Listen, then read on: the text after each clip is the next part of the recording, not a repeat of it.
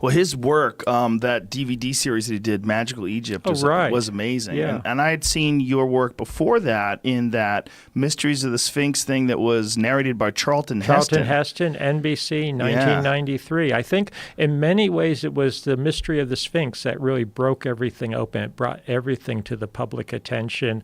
I've had many people tell me, I'm not trying to brag or anything, I'm just saying factually, that this really opened up a new field, if we could put it that way, a new way of looking at things in the among the popular public, press, the popular media, but people around the world versus the academic scholarly journals and the back and forth, that type of thing. You have to remember, I'm a faculty member. I'm at Boston University. I'm an academic.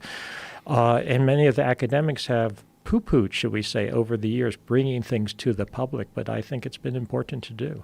Now, what we're talking about for the people that are uninformed is the idea that some of the structures in ancient Egypt are far older than conventional wisdom or conventional modern-day archaeology, modern-day Egyptologists. They would like us to believe that all of this spawned from a very specific time period. And people like John Anthony West and yourself and some other folks like Graham Hancock are proposing that it's entirely possible that there were many different eras of construction in Egypt and that there are some structures that are far, far older than we think. Yeah, exactly. And this, what I was alluding to, is this really opened up with our work on redating the Great Sphinx. Yes. And I think you know the story, but maybe just to summarize in the smallest of nutshells, John Anthony West, before I met him, he became a follower, should we say, or I shouldn't say follower because that sounds wrong. That sounds like it's a religion dogma.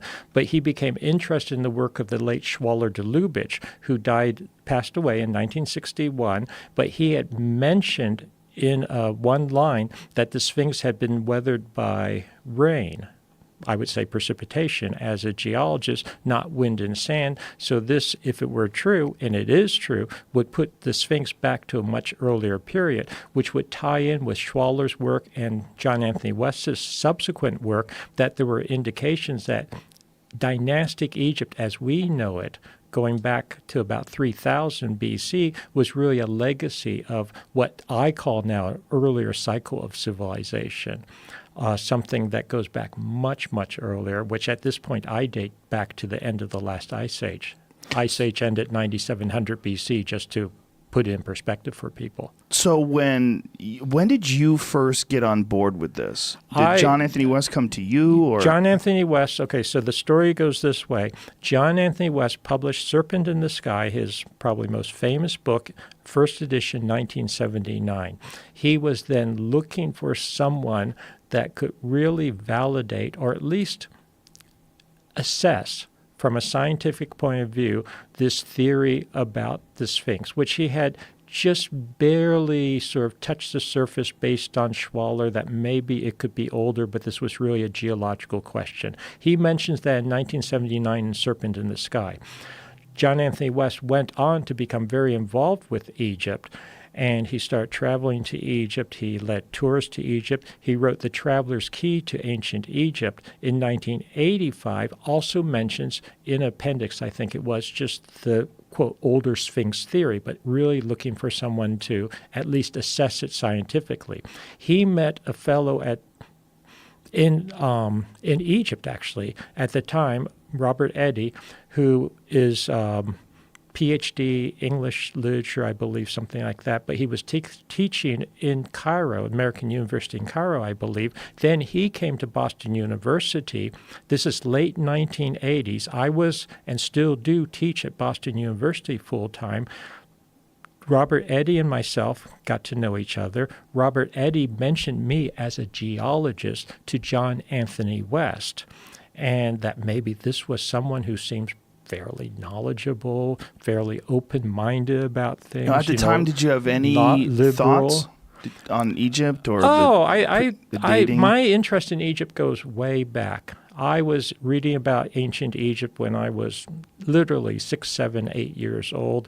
I had a grandmother who had a wonderful library at the time, and I would go through her library. She had books from the British Museum on ancient Egypt going back to the turn of the century. So I was prepared in the sense I was open to such things, but I didn't imagine getting involved in Egypt in any way professionally. Did you have any thoughts about the dating of the Sphinx or the pyramids or anything back then before you looked into it? Yeah, there were two things. So there were two things going on in my head back then, which maybe prepped me for this. Number one, I knew the conventional story. I knew that the Sphinx goes back to 2500 BC, according to the standard Egyptologists. In 1989, which is when I believe it was 1989, I first actually met West in person. I had in my mind that the Egyptologists must be correct because they've studied it. They must know what they're doing. I was coming from an academic point of view. I'm just giving, saying where I'm coming from. Right. I had gone to Yale University to get my PhD in geology and geophysics. I was very well grounded in, quote, the status quo academic point of view.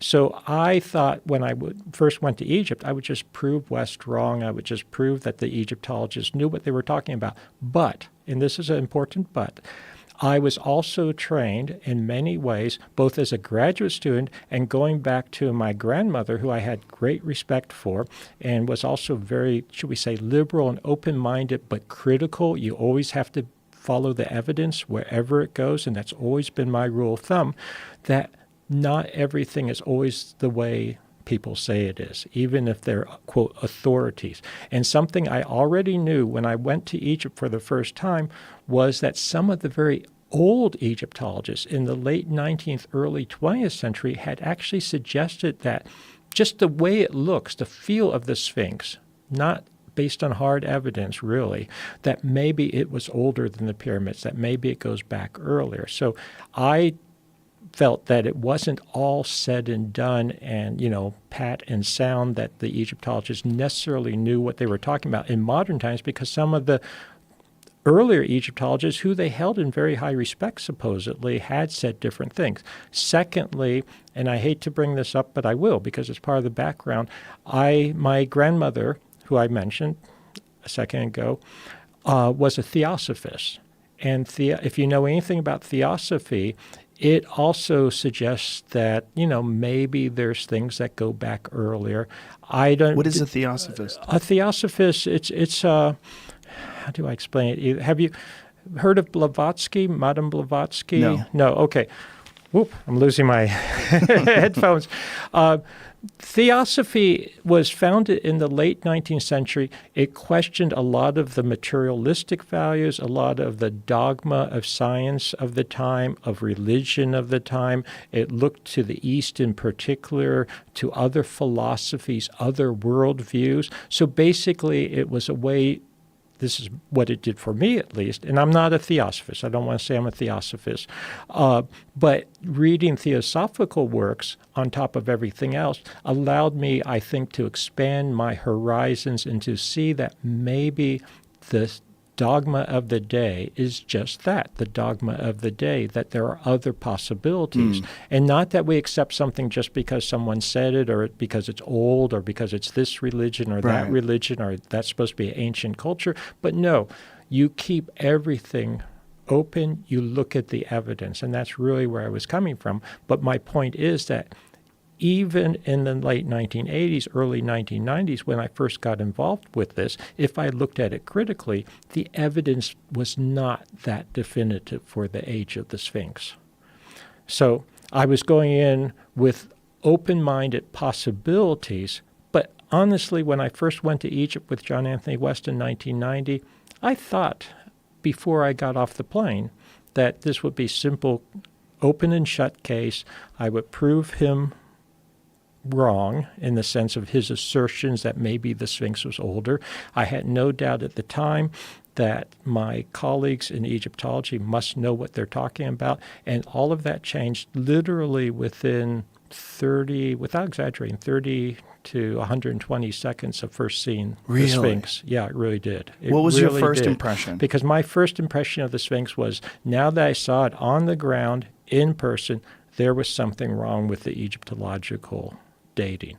Because when you look at the Sphinx, as a geologist with a geological eye, this was not weathered by wind and sand. This was not desert erosion and weathering that I saw on the Sphinx, the body of the Sphinx, which is very difficult to tell because it's been heavily repaired and reworked, but particularly on the walls of what are known as the Sphinx enclosure.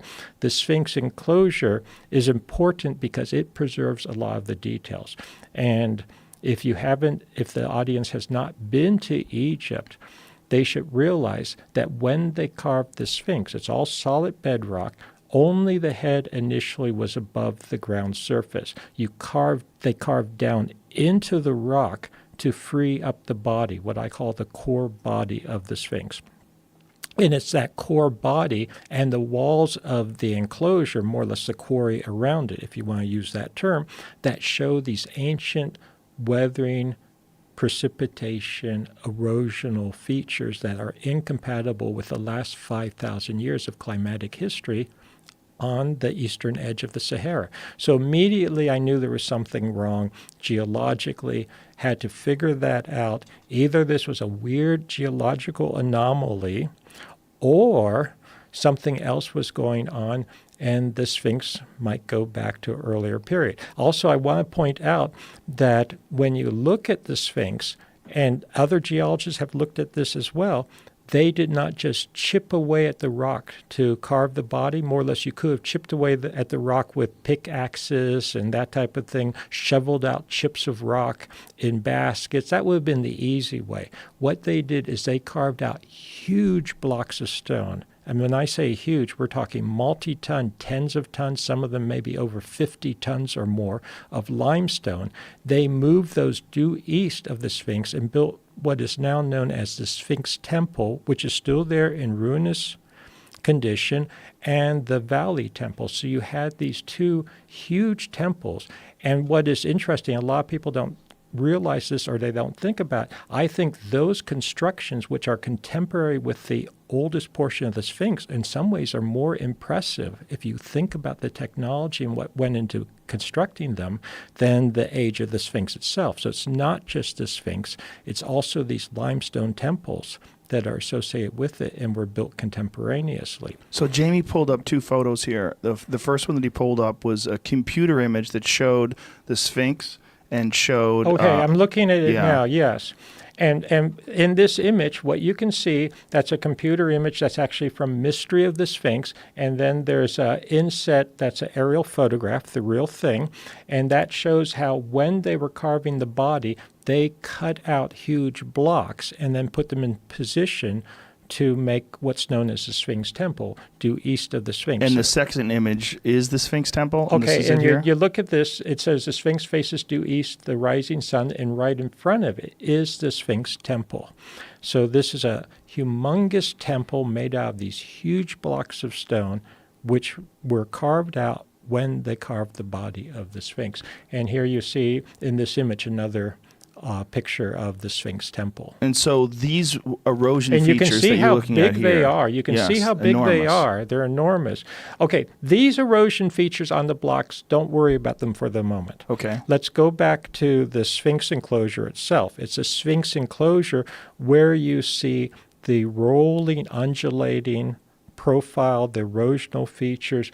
Here you see it in that picture, the vertical fissures, and I know you're familiar with this personally because I've heard you talk about it with John Anthony West, that can only be caused by precipitation. The rocks are like a layer cake, so it takes out the softer layers, it recedes the softer layers, some of the harder layers stick out further, but the water also finds its way down crevices and cracks, natural features that are slightly softer, and it forms these vertical fissures. I want to make the point because a lot of people get confused. They say, couldn't it be rising Nile floods? No. Geologically, that would give a very different signature on the rock. It's not floods coming up from the bottom. It's actually precipitation and rainfall runoff coming from above. And rainfall for thousands of years? Well, there's two aspects here. It could be thousands of years. It could be much stronger rainfall, huge flash floods, that type of thing.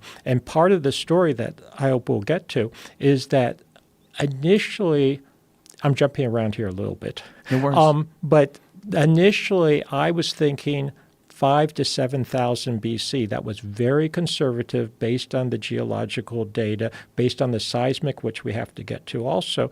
But now I believe we're talking prior to 9,700 BC for the original construction of the Sphinx, and we can talk about why the dating.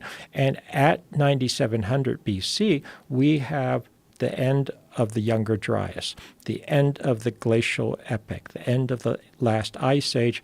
I have now put together the story based on evidence. And whenever I say I believe something or I think something, it's always based on evidence that I've been piecing together, that what we had ending the Younger Dryas, ending the last ice age, was a huge eruption from the sun, a huge solar outburst, huge climatic changes, which put, among other things, a lot of precipitation, a lot of moisture into the air, which came down as precipitation with huge floods, huge, essentially thunderstorms, et cetera. And I think a lot of the initial erosion that we still see on the walls of the Sphinx enclosure go back to that period. So you had the situation where you would get this incredible weathering and erosion, and then it continued for thousands of years after that and was reinforced until you had the Sahara coming in relatively recent times, in geologically Holocene times. The Sahara Desert, The meaning. Sahara Desert, yes. So before that, it was some sort of a rainforest.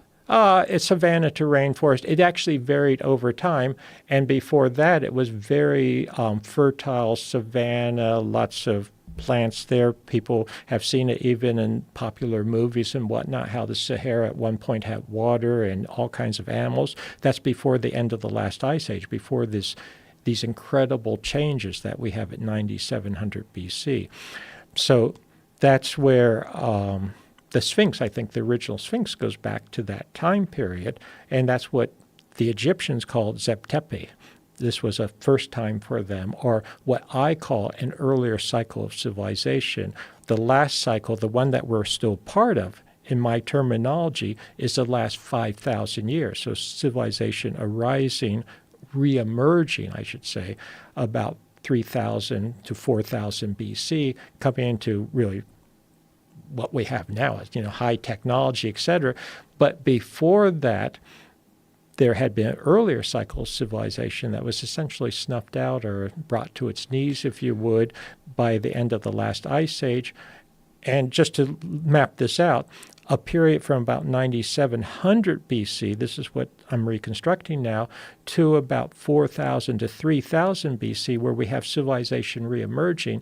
Between that period, so thousands of years, 9,700 BC to, say, 3,700 BC for round numbers, 6,000 years, we have essentially a dark period, and what I've been now calling Siddha, solar-induced dark age. Sort of ironic, the sun would induce a dark age because it brought civilization back to an earlier stage, if you would. I'm not sure I follow that. How did the sun do this?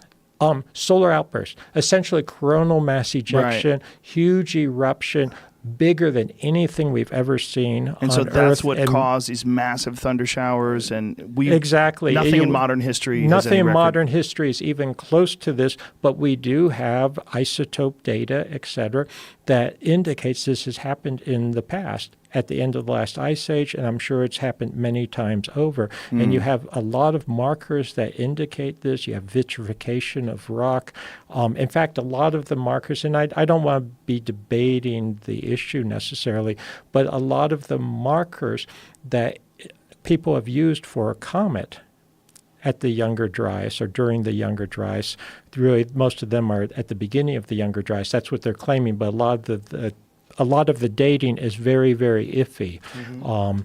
I found it interesting, for instance, someone will use something as a marker for the Younger Dryas, and it will give a date of 12,000 plus or minus 4,000 years. So, this is just the way geology is. But time to learn about economics and to understand the source of the problems, because anybody could just blame it on some rich person who's hoarding money and discriminating People against love them. that. They love doing that. And then just say, oh, the solution, see, if you blame the problems on some rich person, well, the solution is easy. Just take his money, right? Have the government come in and redistribute the wealth, which is another word for steal.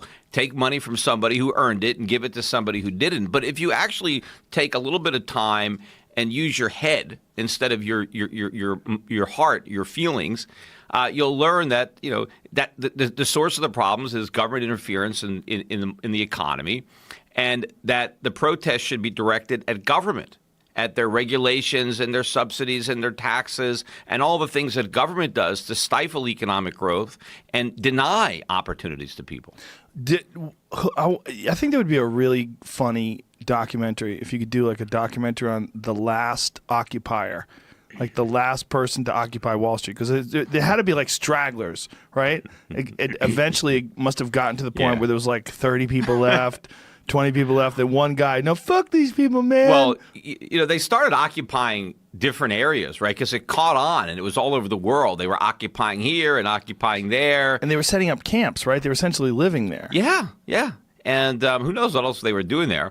But now the Occupy More movement kind of morphed into the Bernie Sanders movement, right? Because that's where all those guys are now. They were volunteering for the Sanders campaign.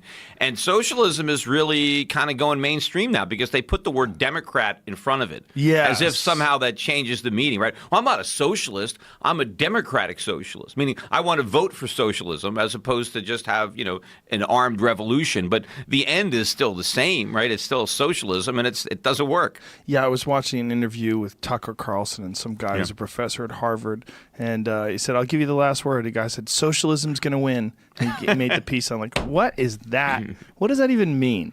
Like, socialism is going to win. What does that mean, and what is socialism? Well, it could win at the polls. That's the problem. It's very intoxicating to people who don't know any better. Right. And the interesting thing rich about people, they have too much money. Yeah. The interesting thing about socialism is that no matter how many times it fails, people expect it to succeed, right? That's the definition of insanity, right? Doing something over and over again and expecting a different result. Well, the socialists always expect a different result from doing something that has never succeeded in the past. So socialism, by definition, is one thing, but by the emotional reaction that people have is kind of another thing. The emotional reaction is there's rich people that are a real problem. They're hoarding. They're greedy. I'm not concerned with money. I'm concerned with people and community and feelings and health and welfare and education. And all that money, we should take it from those rich people and we should funnel it into education and community. And they say all these words that make people feel good, like, we're not about money either. Yeah, and it's all about feeling good. That's what the liberals are about. It's about, feeling that they're better than everybody else because they're higher up on this moral pedestal because they don't care about money. They just care about, people and but when you talk about rich people, they don't hoard money. I mean, the way you get rich is not by hoarding. The way you get rich is by trying to figure out what problems people have that you can solve, right? Whether it's inventing something that makes their lives better or providing a service that makes their lives better, because the customers are in charge, individuals, right? That's what's going to allocate wealth. It's if somebody is better than somebody else at satisfying the desires that people have, right?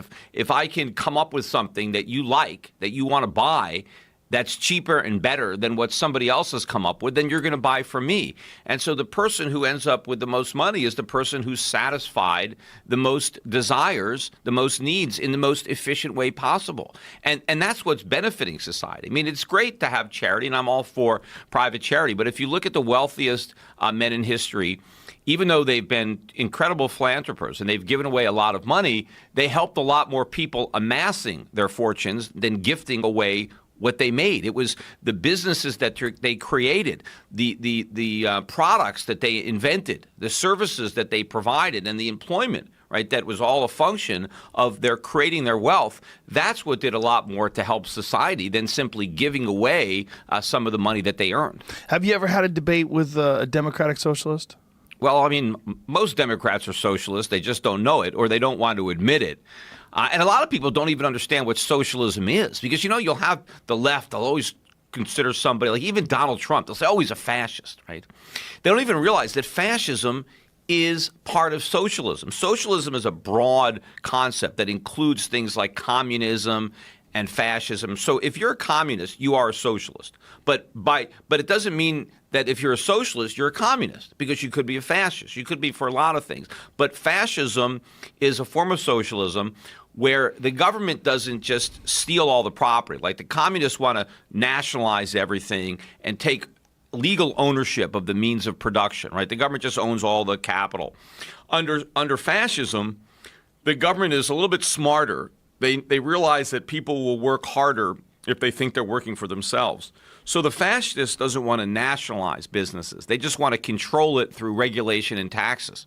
And that's pretty much what the Democrats want to do. They want to control everything by taxing it heavily and regulating it. And that's an important aspect of fascism. I mean, a lot of people associate fascism with racism just because the Nazis were racist. But you don't have to be racist. I mean, fascism started in Italy, and there wasn't any racism there. And if you go back to the Nazi Party, it's the National Socialist Party of Germany. That's what the Nazis are. It's socialists. So fascism is a form of socialism. That's why the communists and the fascists, argue so much, because they're fighting over the same turf. It's which brand of socialism is better, fascism or communism. But they're not at opposite ends of the political spectrum. They're on the same end. I'm entirely convinced that we're going to, inside of 100 years, live in a world where all of your thoughts really are documented, and they have access to them. The same way no one in their wildest dreams conceived of photographs 400 years ago. Right. And 400 years from now, we're going to have the ability to record thoughts and ideas, and they're going to be able to read the contents of each other's minds. Right. That could be. Well, it's going to suck. Maybe we need some regulation there for that then. Maybe we just have to accept the fact that most of what goes wrong in the world goes wrong because people can think these secret, sneaky, fucked up thoughts. Right. And when those no longer exist anymore, maybe we'll clean out human behavior. There was an Outer Limits episode about that in the 1950s. It might have been the other one. Twilight Zone? Twilight Zone, where this guy all of a sudden is able to read the minds of other people, and he's at work and he's listening to all these conversations and all this fun stuff. But then there's this one guy who's really dark, like he's gonna come in and blow everybody away. And so sort of climaxes where he comes in and tells the boss and everybody, and they go in there, and it turns out the guy says, well, I was never going to do that. I was just angry and I was just thinking that. So that's like a Minority Report thing. You can have these thoughts. Right. We know from research that this is David Buss's research on. He wrote a book on murderers, The Murderer Next Door, it's called. And so he did the research on asking subjects, have you ever thought about killing somebody you didn't like? And it turns out like 80% of guys and 67% of women have had homicidal fantasies in their life. Now, 99.9% of us never act on our homicidal fantasies, but we get mad enough we can imagine. And he's got the narrative accounts because he also asked him, tell me what you would do. And oh my God, they're just incredible to read. Like I would break every bone in his body, and then I would pull out his fingernails, and then they go on, and you're like, holy shit. But it's just fantasy. It's just fantasy, yeah. Well, some people have suicidal fantasies. Yeah, that's There's right. people that have fantasies of jumping off of a giant building. Right. But most don't act on it. Most don't act on it. Right. And there's people that just have these thoughts and they think them. They look at the edge and they go, I could just jump off right now and end this whole thing, but I won't. And should we punish them? No, of course not. Of course not. In the Minority Report scenario, it's like, okay, we found out that this guy's thinking about robbing the bank. So he had a fantasy about it. He's not going to do it. I've thought about doing that. You have? Not really. But not just really. Kind of a fleeting... But I was like, what would I do if I had to rob this bank? I mean, I've never actually considered robbing a bank, but I thought, okay, I'm at the bank. What if I just decided to pull out a gun and everybody get the floor? Where's the cameras? Where's the security guard? You're right. You've seen so many movies. It's if you're bored, But today, that's another thing. People are rarely bored because when they are, they just pull out their phone and stare at pictures of other people's butts. Right. I mean, it's just, it's like, you just pull out Facebook or Instagram and no longer bored. When I was in my religious phase in college, I asked, before I went to Pepperdine, which is a religious school, I was at Glendale College just to get my GE out of the way. And my philosophy professor was an atheist and I was an evangelical, so I'm telling him about Jesus and the whole thing and the afterlife, and he said, and he wanted to know, are there golf courses and tennis courts in heaven? Because I got to have something to do. I'd be bored. And I thought, I have no idea.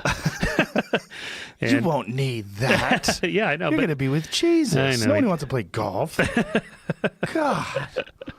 Then I also quote from Julia Sweeney's Letting Go of God monologue. She opens this monologue with, Julia from Saturday Night Live, with the Mormon boys coming by her house in Hollywood, and they're pitching their story. Like, okay, come on in, pitch me your story like it's a Hollywood, movie script. What do you got? So they tell her the whole time it's going to be great. The blind shall see again, the deaf shall hear again, and your body will be whole again. And so she says, well, let's see, I had uterine cancer, so I had my uterus taken out. Do I get my uterus back when I go to heaven? They said, yeah. She goes, I don't want it back. So she said, what if you had a nose job and you liked it? Do I have to get my own nose back? That's true, right? So I open this little funny story because it gets to the problem of identity. Who are you?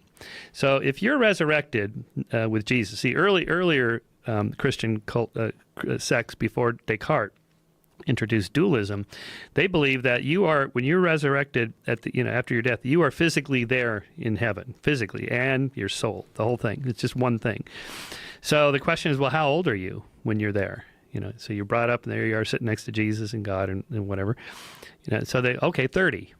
30 seems like a good year. It's the year Jesus was crucified. Okay, 30. But wait a minute, I'm 63 now. So what happens to all the memories of my life for the last 33 years? Oh no, you get all those memories. Okay, but the memory of my being 30 now is different from the memory I had when I was 50 of being 30 and 40 being 30, and even when I was in my 30s being 30. The memories are always changing and edited and forgotten or modified, particularly based on life experiences that happen afterwards. So in your 20s, you go to this college, or you marry this person, or you take this job, or whatever.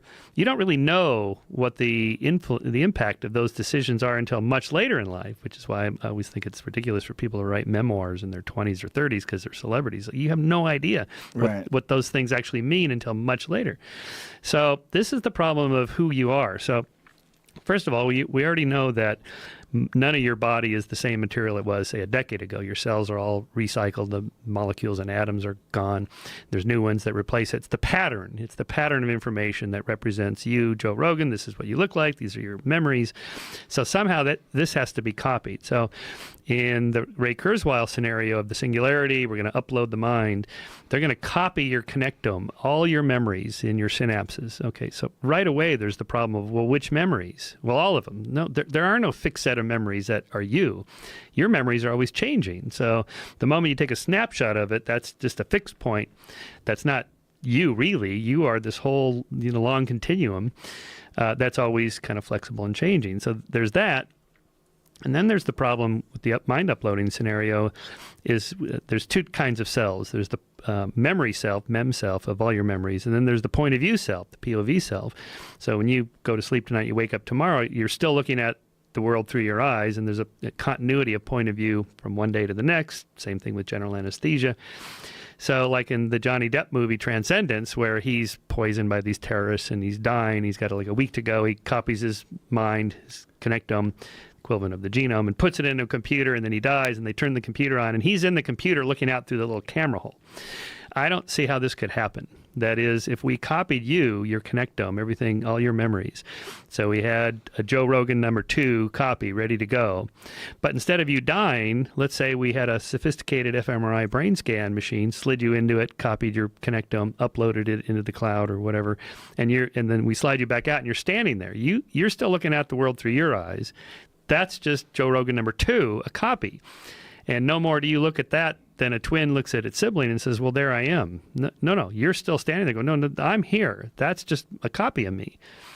And so this, to me, seems a central problem with the mind uploading scenario. It's just a copy. Did you see the thing in National Geographic today about the cloned monkeys? No. They've managed to actually clone monkeys.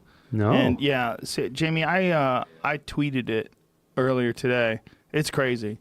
And they're speculating that if they can do that to monkeys, they're going to be able to do that to humans. Yeah.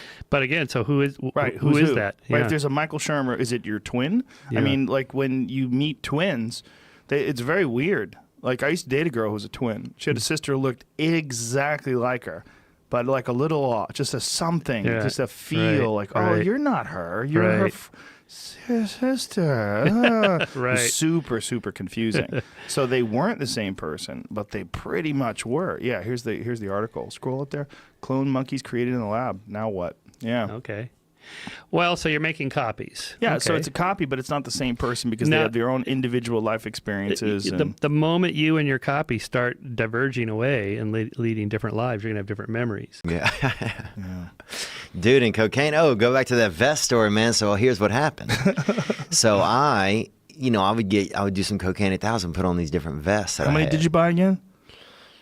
I don't know. I spent too much on them, but I would probably say the priciest one I had was probably about $210. Nice. Damn. Yeah. And so I would get fucked up and put these vests on and put on sunglasses and no like Buffalo Bill shit, but at least partying by myself, you know.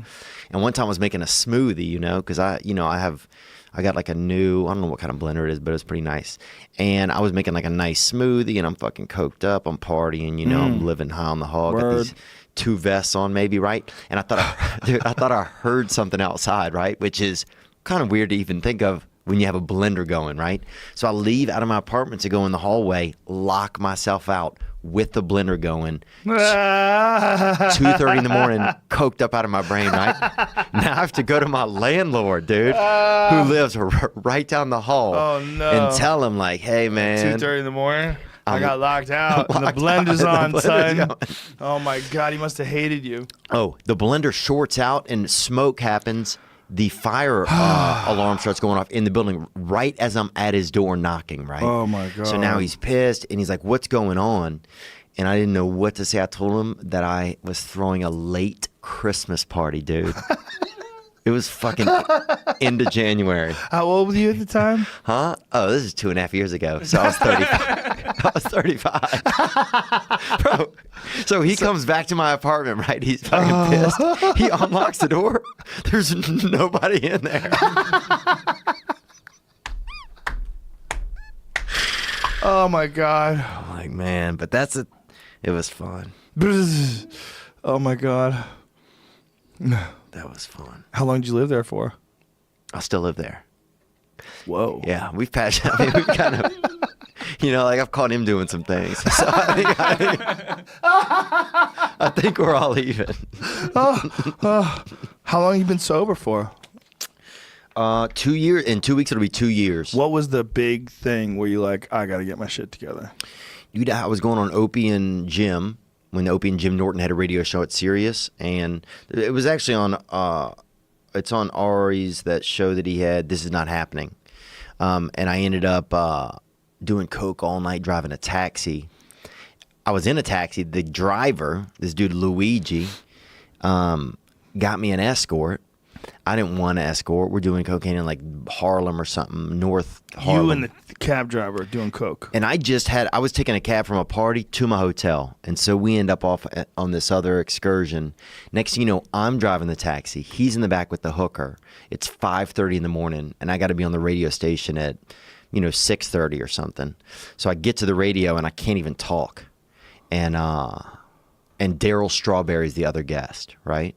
Who's the baseball player who also had a drug problem. But he's like 13 years sober. And so it was this weird moment where like I thought I was kind of cool, but then here's a man who like I'd always in my head maybe somewhere thought, oh, that guy's like a cokehead. But then here he is, eloquent, put together, successful. And here I am, I can't even talk. And I'm with 2 men that I admire, Opie and Jim Norton, just to be honored to be on the show, And so I was like, this is, I'm not making choices. Like there's some unevenness here, And so what did you do after that? Join a 12-step program? Join a 12-step program, yeah. And then, so I've been in that then. Since then, it's helped me out, The rumors were John Jones and Gustafson, but I don't know. I don't know. I don't know why that hasn't materialized. Are they just waiting to announce it till after the whole Conor Khabib thing? Why would they do that? I think if they announce something, it's got to be this weekend. I mean, what isn't it, November 3rd or something? It's soon. So it's a month. Super soon. Month. Literally a month. Today's the 3rd, right? 2nd? Today's the 2nd. Today's the 2nd. Yeah. Fuck, man. That ain't good. Yeah, maybe they just don't want to steal any shine from the Conor Khabib fight. I don't think so. I don't know, think they man. just don't have a card yet. I think they were banking on Jones to fill Right. that main event, but it's been tricky to fill that slot. But also, why not have, if you're going to do this, why not announce Nate Diaz does Emporia as your main event? That's a great main event. I can ride with that. Look at why the not main do that event, and then announce John Jones and Gus Finn or John Jones and Kane if you want to. But the main event is to be announced versus to be determined. That's the weirdest main event I've ever seen. I've never seen a fucking pay-per-view a month out that says to be announced versus to be determined in the main event. Does that mean they have somebody booked and then they're not an opponent for him and they're not announcing it? Or is it just like decided to just be funny and write both versions? That's a very good point, Jamie. That's a good point, That's Jamie. a very good point. I would say they have no idea. I think you just nailed it. Maybe. I think they have a guy that they want to fight another guy. I'd heard, actually, I heard from you. Damn, bro. They were trying to do John Jones versus Kane. That was the rumor mill that I got. Little birdie told me. Yeah, that would be, I'm all over that. I would be all over that. be This all over card's that. actually better than this weekend's card. Stylebender's fighting Derek Brunson. That's a great the fight. sleeper. That's the sleeper on that card right there. We got Luke Rockhold, Chris Weidman, too. Ooh, that's a good fight too. I forgot Jacare, about David that. Branch ain't Where is terrible Rockhold either. Weidman on there? that the bottom middle. What? They're not in order yet. Oh, No. What? This What are they thing's all doing? over the It's like place. a puzzle. The guy who runs the UFC website took the month off. Rockhold versus Weidman. Very interesting. I don't know. Whose idea was this for this show? That was my idea. Jesus Christ, dude. You're an unusual human. It's fun though. And how many of these episodes have you done? We have finished 6. And is that the entire season? Yeah, that'll be season 1. Comes out in July. You excited about it? Yeah, I'm pumped. So 50% of the time you almost died. Yeah, I mean that's gross math rounding around. Okay, so there's the water one where you almost froze to death. Yep, that definitely. And then the avalanche one Yeah. where you lasted 30 minutes. What was the other one? Oh man. Oh, man. Yeah. Worse? Yeah, I mean it was less pleasant. Like I was a bullfighter for an episode, Oh, dude.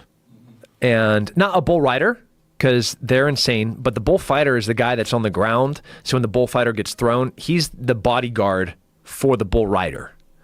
His only job is to take the hit, so the bull rider doesn't get trampled to death. Because the moment the bull rider comes off the bull's back, the bull is turning around to crush whatever was on its back. Right. And that's where the bullfighter runs in to save him.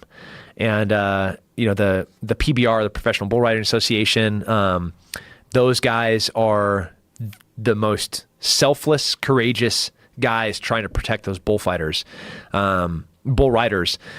So I trained for a while, and I went to the biggest rodeo in the nation and was bullfighter. And I mean, this isn't one of those shows where people don't get hurt. Like you see the inside of my body. You see people get really, really, really jacked up and go to the hospital. And like, does he have a punctured lung? Is that guy going to live? This is that type of show because there's no other way to do it. The only direction we had from Discovery was don't fake anything. That's a great direction. It's a great direction. I'm glad they came up with that. Now, what happened with the bull? I got owned, which is humiliating because they're not really smart animals. Is that you? Man, you're fast over there. Jamie's a wizard. I'd Yeah. like to encourage all little boys and girls that follow me on any social media platform to stay in school, become engineers, architects, accountants, or anything that doesn't lead to permanent brain damage or need of an orthopedic surgeon. And it's you, legs up, and a bull Owning. watching you through the air. Yeah. That was the training week. So this was when you're trying to distract the bull. Yeah. What kind of techniques do you use? Football running back stuff. Just juke him Yeah. one way and yeah, turn faking the other way? feints. The thing is, you actually have to sell that body movement. So like your weight has to shift far enough where the bull is going to really believe that you're going to go to that direction. I wish bulls were I wish they were dumber than they are, because they're not. Because if you fake them once one direction, they won't take it the next time. you try to fake to the right, they'll already start running to the left. So then you fake to the right and you go back to the left and you're like, oh no, I have done. And it's at that moment that Tim realized he had fucked up. And then he just gets owned. And I got destroyed. And so when you get launched through the air by a bull, it's weird because it's weightless. It's just a second and you are completely inverted, no control over where your body is going because you didn't generate that energy.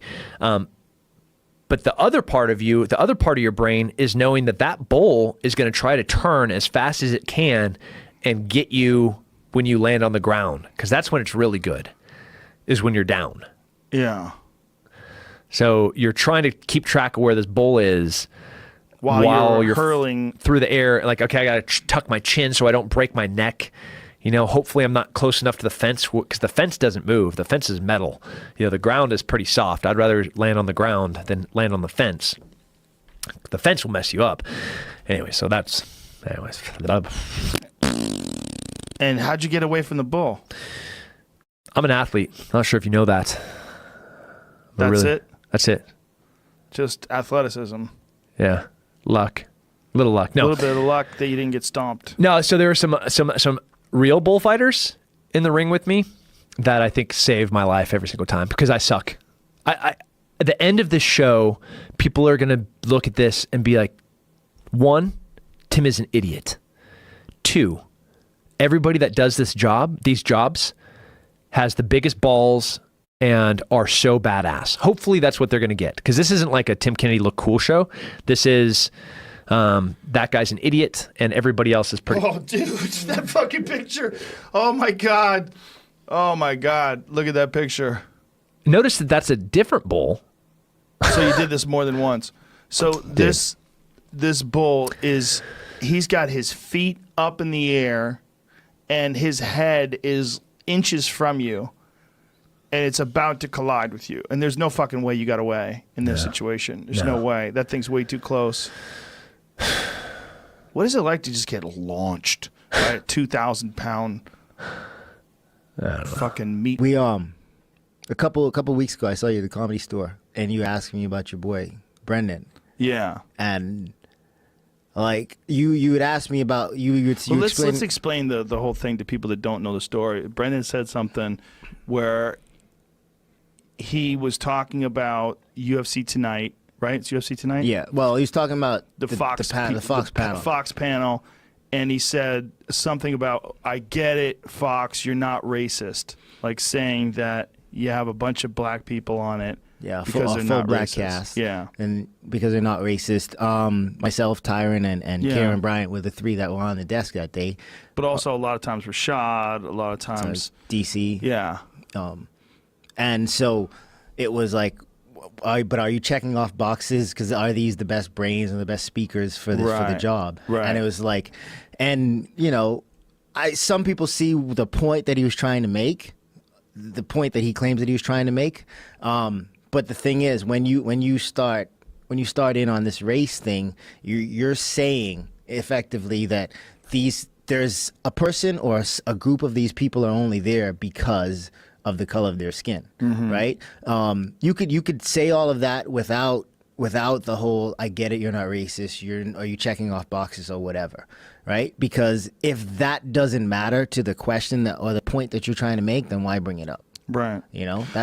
I feel like I know Brendan very well. I love him. He's one of my best friends. He's definitely not a racist, but he definitely talks too much. Yeah. And I don't mean that in a bad way, like he talks too much. I mean like he says he has too many podcasts and too many things, and you say things, and I'm 100% guilty of this.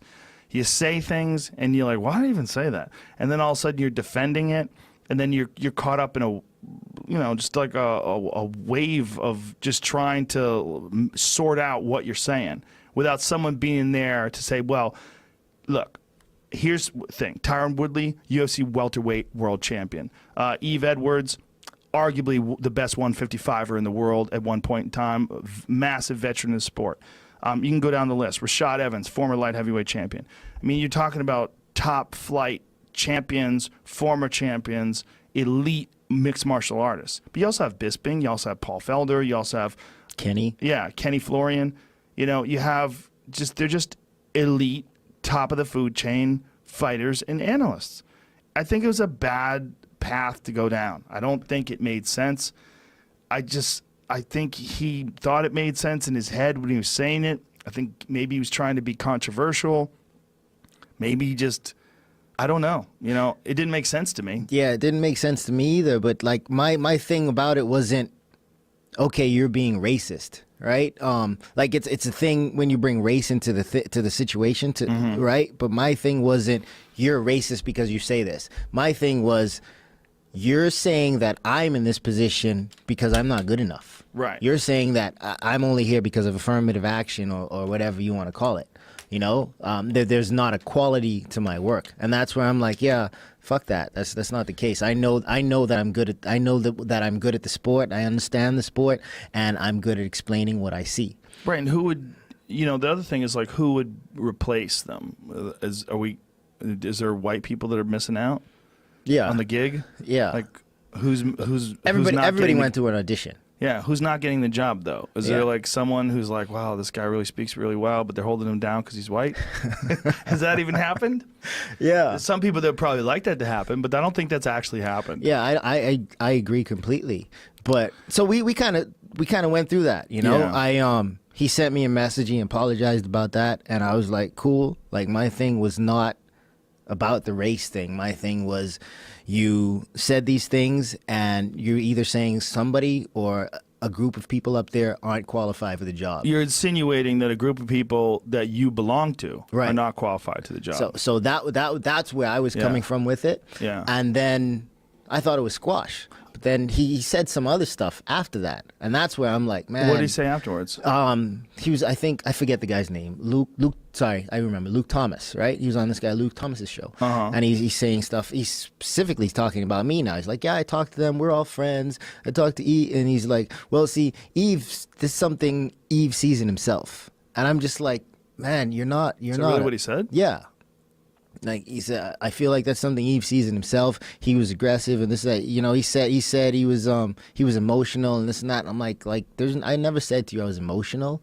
None of these things. So like you're like, this bus is coming, you're waiting to throw me in front of it or some shit like that. And I'm like, yeah, nah, that's not cool, man. Like we're not friends. We know each other. The extent of our friendship is like a UFC last summer. I saw Brendan across the aisle and some guy rolled up on him and was talking to him for like 10 minutes. And I'm looking back and I could see Brendan's like, trapped. Fuck that. Cause I'm like, let me go try and help him out. So I go over there and I start talking to Brendan and then the dude just hangs out. I talked to Brendan for about 5-10 minutes and then the dude just hanging out behind us and I'm just like, that's all I got, man. I'm going back to my seat. You know? And the guy jumps right back in. That's Yeah. the extent of it. I've seen him at different places beyond that. You know, Brian and I are cool, so I've seen him sometimes when I seen Brian. But like we're not boys, we don't know each other like that. So and like you're not a psychologist, you're not a psychiatrist, so you're not qualified to be speaking on my mental state. I didn't know that he said that. I feel like now that I'm remembering it, you might have brought that up at the Comedy Store the other night. Yeah. It didn't make any sense. It doesn't make any. I'm Brendan's friend, and I can't defend him on that because it doesn't make any sense. It just didn't. You know, it was another good one. Like, you know what the best ones? Like most of my friends, we all got busted for drinking and driving. The best one was a buddy of mine.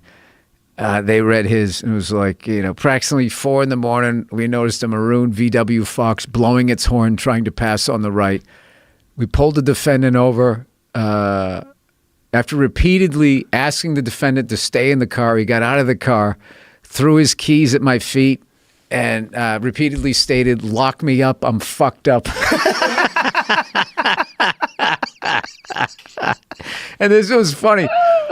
Was my buddy was a good-looking guy, and the judge was a woman, and when the guy read that, you know, lock me up, I'm fucked up, and he wasn't the brightest guy, and he just kind of he went like, ugh. He like put his head down like that, and he was, you know, little pound puppy fucking looking dude, and she gave him like a lighter sentence, and because he was good looking.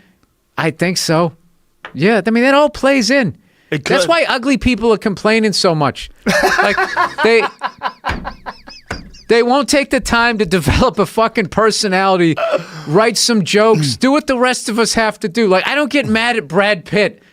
You know, how come he fucking, because he's fucking beautiful. I'm a fucking bald, redheaded male. I know where I am in the pecking order. And some of these fucking people who are complaining right now who are mad that beautiful people get treated differently. I understand racially speaking, but you're not going to do the beautiful thing. And then that's another thing they try to say. Well, society tries to, they're the ones that fucking, like I love when like there's a supermodel, like, this is like an impossible standard of beauty to try and live up to. Yeah. That's why she's on the cover of a magazine. She's that level beautiful. And you're going to try and sit there and tell me that was learned. Well, here's the thing. That's only women. Because when you see Jason Momoa playing Aquaman, you don't hear men saying that's an impossible standard of beauty that we have to. No, I just make fun of that fucking stupid thing he has to hang on to. I don't care how much you can kick my ass. That is the dumbest shit. You should be on a fucking cereal box. It's a trident. For years, they had a problem like with Aquaman. It's like he's in the ocean. Human beings are on Earth. Like, what do we? Like, I have to see that fucking movie. What are they going to be? Is it going to be like Japanese people like finning? Is he going to save sharks? He goes underwater. Is that his skin? Like, well, the bumps? What is that? Is that a suit? Doesn't water get in the gloves? you think that would have to be all one piece, right? Yeah. That would be annoying as shit. Is anything worse than water in your gloves? Well, look, it looks like it catches them, like a water catcher. Like, not just like water gets in the gloves. It's like a funnel. He looks like a stripper at a bachelorette party. He does. A good one. Like, you paid money. You got a good one. Guy dieted down for that. Yes, he did, and he got all the abs. So he's better than I am. Oh, this is the fall That's look. A different one. Yep. The fall look. This is when he's in the Black Sea. You know what I mean? He wants to fucking gets cold. Yeah. Did you see what's going on in the UK? The UK has banned advertisements that feature unobtainable bodies. There's I retweeted the way he I tweeted it recently. The way they eat fish and chips over there, that's going to be most of advertising. Well, they had these ads for summer bodies. You see a girl in a bikini, and they're now making it illegal to put those Why kind of can't you ads aspire to that? Like, I look at that Aquaman guy, that makes me want to go to the gym. I don't be like, he's got a full head of hair. Look at, like, you got to make me feel better? It's because the people that complain. Who are the people that complain? The people that complain are the people that don't want to work to be that lady. They don't want to work to get that kind of a body, and they just want to not see it. They don't want to go to the subway and see a body that they're never going to have. Yeah, I saw an actress complaining one time because the studio told her that she needed to lose 15 pounds. I'm like, you can't drop 15 to star in a movie? I mean, what carrot can they, specifically carrots, some veggies in your diet? What do they have to dangle in front of you to go to the fucking gym like the rest of us? Like, I literally, like, because I always say, oh, guys don't have to deal with that. It's like, yeah, we do. Of course, yes, we do. Like, had to deal with that. What if he gained 20 pounds? Dude, forget about him. If just having 5 lines in a fucking movie. If I am north of 171, 72 pounds, the fucking tweets I get, hey, Billy Booze Bag. Hey, Billy Bitch Tits. Hey, fat freckles. All of this shit that I get, like, I know, like, they sit there and they're like, they're acting like fucking preteens, where everything's about them and the whole fucking world gives a shit. Celebrities with their fucking political views is the funniest thing ever. It's like, you're not making anybody change their mind politically. I feel like I need to fucking speak up. It's like, no, you can't have the spotlight on you enough. That's all you're doing. Because all you're doing with that bullshit is, first of all, you're alienating half the fucking people that are going to go see whatever the fuck you're in. And then secondly, you're just getting on the radar of lunatics in white vans with 2 seats that are looking up how to fucking build pipe bombs. Like, that's the fallout. It's like The Jerk when he goes, average run-of-the-mill son of a bitch, when he picks Steve Martin. The idea that a girl shouldn't be asked to lose weight to look hot for a movie is fucking crazy, because that's what you're playing. You're playing a hot woman. That's part of the job. And there's millions. Everybody's in shape. I remember fucking seeing, I used to do a bit about this. I saw Ben Stiller in Meet the Fockers or something. There was a scene where he had to have his shirt off in the pool. He had fucking abs in a comedy. Yeah. Because you were seeing the influence of the fucking internet. You know what I mean? Where it's just like, it gets in your head. People just fucking trashing you. Like, I already knew I was unsightly, but I didn't realize how many things that people didn't enjoy about me until I got on the internet. I was like, wow, I never noticed that about myself. So, I don't have... look, if somebody really has like a fucking eating disorder, I feel like fucking obese, I have sympathy for those people. But if you're 15 pounds, 20 pounds overweight, I mean, fucking... you drink some fucking smoothies. these women that are playing these roles have to understand, first of all, that part of the reason why you got that role is not just because of your acting ability, but also because you're pretty. You have a beautiful face. You were born with it. You didn't even work at it. And then on top of that, you're supposed to be playing a beautiful person in the movie. They would like you to not be fat. Well, It's that simple. That's not discrimination. there's millions of dollars at stake that could be lost. So I always feel like your job is, even if you look like me, is to show up on time, knowing your lines in the best possible shape you could get yourself in. If that's the role. That's the even if I'm just fucking playing What anybody. if you're Artie Lang? What if you're Artie Lang and you're supposed to play the guy that's smoking cigarettes and you're the brother-in-law that's drunk all the time? Then your job's to look that way. Yeah, your job's to look that way. Yeah, her job's to look like the hot woman that everybody wants to fuck. If they're telling you have to lose weight and you're a beautiful woman, it's because they want to make you more attractive. There's not like discrimination. There's a reason. They want a better product. Oh, they want to make money. Yeah, they're trying to make money. A better product. And I'll tell you another thing too. Like really, those both male and female, like those beautiful people at that level, it's like they're fucking aliens. Like I've done a couple of movies. I did a movie one time, and I remember it was a scene. We were in a car, and the star of the movie was holding onto the steering wheel, and I was like I never thought this ever about a woman. I was like, her forearms are gorgeous. I was looking at him like I was like, those forearms are perfect. But I didn't make me, when I went to Stockholm, Sweden, how beautiful the people were there. I was walking down the street pointing at guys with my wife going, Nia, look at that guy. Look at that. That fucking guy, like he's like an accountant walking down the street. He's like, does he know if he fucking came over here, he'd be starring in movies? And that's not all of Sweden, by the way. That's like just when you're in Stockholm. That's like their Manhattan. So all the beautiful fucking people. But I mean, I went to this went and bought like a magazine or something like that when I was over there. And the woman behind the counter was like a fucking 11 here. But she was working at a magazine stand, so that was her energy. Like, hey, how you doing? I'm working in a magazine stand. My dream hasn't come true yet. And you're just looking at him like you could sign with who was that big modeling agency? Yeah, like that all like Cindy Crawford and all them were with back in the day. The Vikings. It's Viking blood. The best looking people. They went over there and raped and pillaged, and all that good DNA is left there. They caught the best women. They kept them alive. Killed everybody else. Oh, is that what happened? Oh yeah. I don't know what happened. Vikings. But like that's why they're so big, beautiful.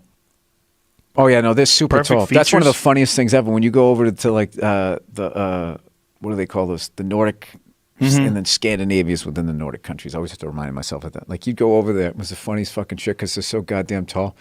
There would be kids almost my height whose voices hadn't changed yet, and they had the mentality of like an 11-year-old, and they'd be like, "Mom, except they were speaking that where they were talking, and their voice hadn't changed yet. And I was just sitting there laughing my ass off, going, "These are like fucking, yeah." They were like, everybody was like 6'3",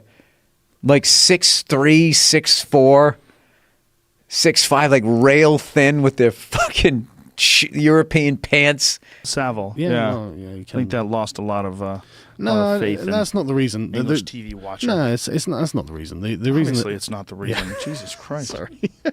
So you guys, I've been dealing with some people who are fucking idiots. I get it. You know, and I've had to be like really, really specific Very because linear. there is a group of people online who know that I'm right and they don't like that I'm right. They don't Because- like you're right? Oh no, they hate that I'm right. Are we talking about Nina Sarkeesian again? Her fans? They hate me, and I don't want to give them any more ammunition than I just feel necessary. bad that she's not defending herself or She won't. doesn't have the Hey, opportunity to. When she called me a piece of shit and a garbage human, I had said nothing up until that point. So I just yelled back, "I just want to talk," and she was like, "Oh, whatever, dude." And it's just like, I came all this way to hear what you had to say, and all you could do is insult me. That Well, was is the an one ego- interaction let's you not had with the critic. rehash this, please. I know, but, you know. Jesus Christ. I've been personally slighted, man. I'm I upset, get it. you know. I get it. No, I mean, I think you. And I'm being defamed all across the internet now. There's a narrative going around the progressive journalists that has already been debunked by an actual journalist called Tim Pool, and the video evidence of the event that I personally took, that I stormed the stage and started screaming abuse at her. They're saying that. They'll probably who is saying that? journalists and like the Actual journalists? Like, Yeah, pull yeah, up yeah. an actual article. Well, no, there Tell me an probably aren't actual any article yet. that said There that. probably aren't any yet, but I bet you tomorrow or going on, there are articles about me, and some of them will say something like, "I abused her," or Pause. she is somehow the pause, victim. Pause. Do you not understand the irony?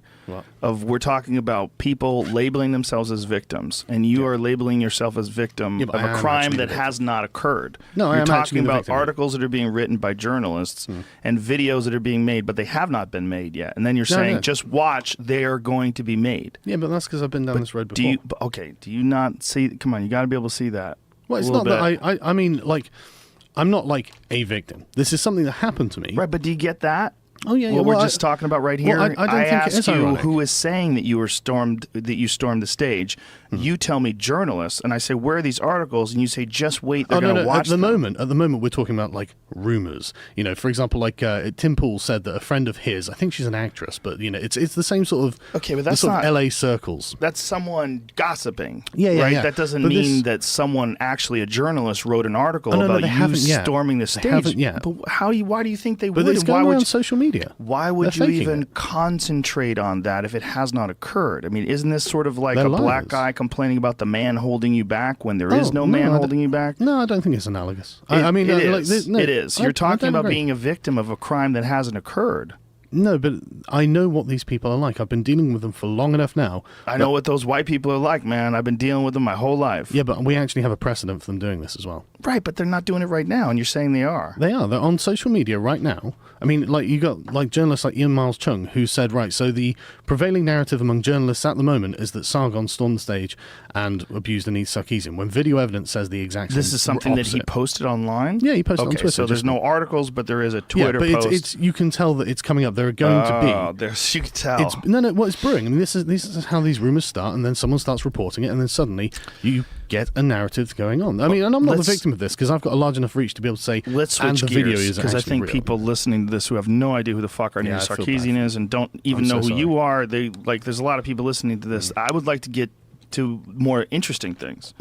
Okay, because I Let's do think you're an interesting guy. Oh, thank you. I So think are you. you're a little wrapped up in this right now, which Well, is okay. yeah, I understand I'm at the center it's very of it, personal. and, it's and I'll tell you what, it was. But you're a very smart guy, and your Thank you. videos are excellent. You know, Thank and you. Your podcasts are great. Thank But you. I can't wait to Russ. Who's Russ? Your friend? Yeah, he's a huge fan of yours. What's up, Russ? Huge fan How of you doing, yours. Russ? Well, I've been really fascinated by the life that you guys live in Hawaii. That it's because I've always had this like idealized idea, like one day, like move to the Big Island, just chill on the side of a mountain, stop fucking around, fly out to do gigs, but live out there where everything's just more relaxed. Yeah. You know, is it okay? You know, there's a lot going on, and like the Big Island is obviously big. That's a city. Yeah, no, it's Almost. big. Well, not the Big Island. Yeah, rather. Oahu has, it's sort of like LA on the beach, but Yeah. you know, there's a couple things. I think because it is a primal environment, like we live on Kauai, which is pretty heavy duty as far as it's quiet. There's not a lot of distraction. There's a really heavy duty nature. And so I grew up in St. Thomas on the Virgin Islands. So I was used to kind of being on an island, but you're with yourself a lot.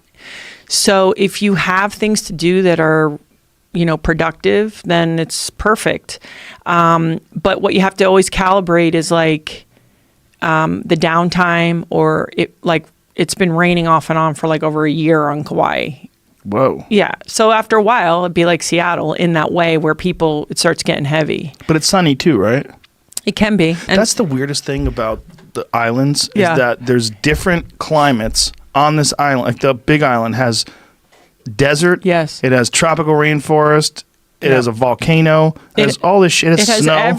I think it has every weather climate except Arctic. I believe at least Maui and the Big Island have sort of every type of climate. It's crazy that just a little bit further down, it'll be different. It'll be raining constantly. Yeah, exactly. Or you just go the other side and it's completely dry, Yeah. or they have dwarf trees because they never see the sun, but then they're, 200 feet in the places that it's sunny. It's pretty Yeah. trippy. And you could drive around the whole thing. And like, how many hours does it take you to drive around the Big Island? Oh, the Big Island? I don't know, like 4 hours or something The like whole that. thing? I think so. That's Maybe a little crazy. more. Yeah. You like the Big Island. Love it. Interesting. I like Maui. You do? That's my favorite. Every island's different. Their personalities are different. But I like it. I mean, we've been doing this for over 23 years. When I met Laird, big waves sort of come in winter. So when low pressures bring snow, like to the rest of the mainland, that low pressure can also bring big waves. And then my season was summer, so we sort of went back and forth, and that's a really good blend. Because you can come to California and be like, oh, it's a busy world. I can see a lot of people. I can learn stuff. I can do stuff. And then I also makes you appreciate. When you go back to Hawaii, you're like, clean air, really clean water, very beautiful place. Some of the ways, the ideas about the way they live there, it's simple in a good way. I don't mean that in any way like a derogatory. It's like they're not angling and trying to get somewhere. It's like, no, we're living. Right. But it can be also a really hard place. A really hard place. How so? Well, I think, and you're also talking about a warrior culture, right? Polynesians. So you have like this very intense love and, when they talk about the aloha spirit, generosity, they have like this, and then they're very powerful people as well. And sometimes if they're not living as they're in their most natural way that they were supposed to, and then you couple it with, there's not a ton of opportunities there. It's hard to live there. It's far away. It's expensive. And sometimes, it sounds cliche, but it's like we really do as human organisms either need to be busy. So like, okay, working from sunup to sundown for our food, which is how it used to be. And then you're just so tired, you just go to bed and it's pretty simple and let's just survive it. Or in the world that we live in now, it's like, how do we get people doing things that are kind of productive? And you think, oh, I just would sit on the beach and look at the mountain. And it's like, yeah, and after a while you get bored. And if you're a warrior, you're either going to go, do something with that is good for you, or you might not. So I think there's a lot of that there. I've learned a lot from that culture, but they're a pretty powerful. They're a powerful group, and it can go the other way pretty quick, where it's if there's drugs and alcohol or beefing and like it's all that. So that was really disturbing when I found out how much drug abuse there is on some of the islands. Yeah, crystal meth especially. Yeah, sad. Well, it's again, it goes back to boredom. Like think about when your kids have to stay home for one day. Yep. It's just, and now we have all the internet and all this stuff. So now you sort of think, oh, the rest of the world has they're all busy and doing fabulous, perfect things. And it's hard. Like you got to find people that you're like, let's do something. Let's go. I mean, can you train alone every single time? No. Right. So you'd have to have a tribe of people that are like, let's go do this activity. And sometimes it's not that easy. Well, so you say there's 70,000 people on the island? On Kauai, yeah. Kauai is probably the least inhabited. It's the oldest island, so it has the most erosion, largest beaches. And that's where Laird grew up. And it's a really... Lanai's the least inhabited of the islands, isn't it? Well, yeah. Or Molokai? It's not that I don't count it. Yeah. I mean, of the bigger islands. Right. Yeah, Molokai, man, you don't mess with Molokai. No? No, that's like you got to ask permission to go hang out over there. Really? Oh, kind of. Yeah, it's cool though, because it's like, if they'd be like, no, you can't, you're out. You got to go. Really? Totally. So it's great. So it's just the people that live there. You can't move to Molokai. Yeah, I mean, Eddie Vedder has a place on Molokai. Does he? Yep, and it has had for many, many years. But I think he probably asked if that was going to be cool. Oh wow, that's interesting. Yeah, and it's beautiful. Yeah, I have some friends that just went hunting there. Yeah, beautiful. Yeah, they hunted axis deer. Yeah, on Molokai.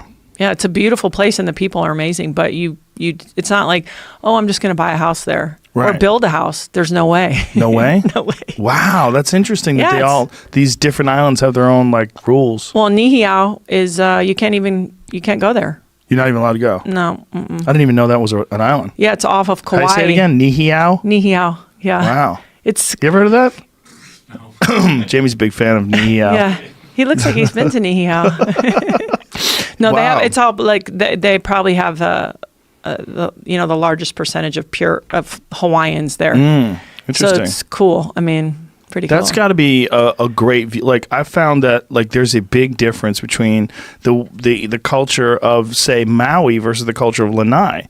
Lanai is more islandy to me, whereas Maui seems like a little bit gentrified. Well, also the wind, because Maui's so windy. Yes. It brought all the Europeans in the 80s to windsurf. So you also have not only mainland U.S. and then Japanese culture, 80s. Now you're talking about Europeans for wind and windsurfing. So it has a lot going on. I think Maui, it was almost like a surprise how quick it developed, and they never had a chance to get on top of it. Oh, that's if that makes interesting. sense. That does make sense. Yeah. Also, there's a connection to what you're doing that's different than almost any other connection to food. I mean, the only thing that's reasonably close and it's pretty far off is when you grow it yourself. So if you grow your own vegetables, you got a connection to that food, but it's Absolutely. not the same. It's not the same connection as you get. No, because you're especially looking if you at send an arrow through an animal. you're looking at its eyes. You're looking at its eyes, but also you know how difficult it is. And when you pull it off, there's this powerful connection between you and that animal. You earn and it. when you eat, you earn it. Oh boy, do you Yeah. earn it! And when you eat it, you feel that you earned it. I'm you telling get you, joy out of it.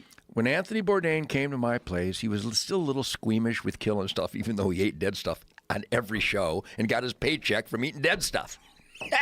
I hunted with him. Yeah, did you? Yeah, He's a went great pheasant man. hunting. He's a great man. Terrible loss. Terrible loss. And we talked about it, and I shared my knowledge with him. I don't have an opinion. It's an animal. It's dead. You either revere it or you don't. You either utilize it with respect or you pretend you didn't have anything to do with it. It's dead. You're eating it. You should have been closer to the system. And the hunters, fishermen, and trappers of this country still carry on the definitive physics of spirituality that the native and aboriginal peoples called the Great Spirit, hence the spirit of the wild, the prayer for the wild things. But we're in a weird place, Ted, with cities, right?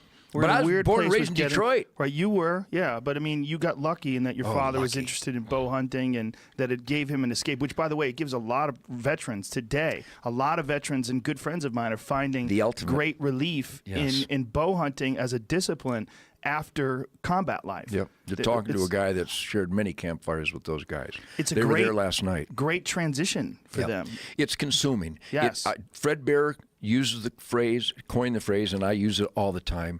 It cleanses the soul. When you leave the pavement, when I leave the pavement, and I make that transition from modern concrete jungle hand-to-hand combat city guy, because that's where my rock and roll career is the ultimate, and you take that deep breath, you literally go back to the year one. I know there's a highway nearby, and I know I can hear trucks off in the distance and the train whistle, which is kind of titillating unto itself. But when I get in my swamp in Michigan or my woods in Texas, to quote Jimi Hendrix, ain't no life nowhere. I am the Aborigine. It's me, my resources, and the beast. And it's a religious experience. It's the spirit. The natives call it the Great Spirit. They've considered the buffalo their brother. And it is so consuming that I don't care what kind of stress. You could be going through the ugliest divorce in the world, and I have. You could be fighting against people who don't think that America should be first, and you don't need secure borders, and you don't need to earn your own way. You're able-bodied, but you want somebody else's income. You're just crazy shit. And all of a sudden I get out there, and I'm telling you, Joe, it's perfect. Yeah, I'm literally intoxicated. I'm drunk. I'm stoned, trying to pick up all the signals, and I do a pretty good job. I've learned over the years because I need that so much to play my music like I play it, that it cleanses my soul. And I've been contacted since the '60s with vets who have gone through just absolute torture in their military careers. And when I get them at a campfire and we go out and sit before the sun comes up, I can't tell you how many times they've cried because it's good again. It was a great morning.